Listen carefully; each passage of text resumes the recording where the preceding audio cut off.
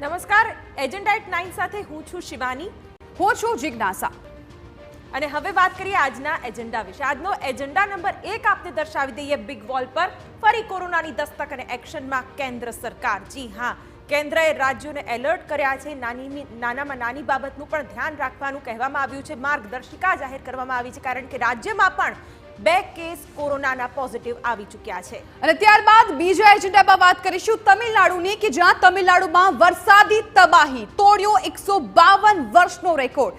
જી હા, તમિલનાડુમાં વરસાદને કારણે 10 લોકોના મોત થઈ ગયા છે અને સ્થિતિ છે ખૂબ જ ખરાબ થઈ ગઈ છે। અત્યાર સુધીનો સૌથી વધુ વરસાદ નોંધાયો છે। બિલકુલ, આજનો એજન્ડા નંબર 3 આપને દર્શાવી દઈએ ગુજરાતના માથે ફરી માવઠાનું સંકટ। જી હા, જગતના તાત પર જાણે કે માઠી બેઠી હોય તે રીતની સ્થિતિ અત્યારે રાજ્યમાં જોવા મળી રહી છે અને ભર શિયાળે ફરી એકવાર માવઠાની શક્યતા।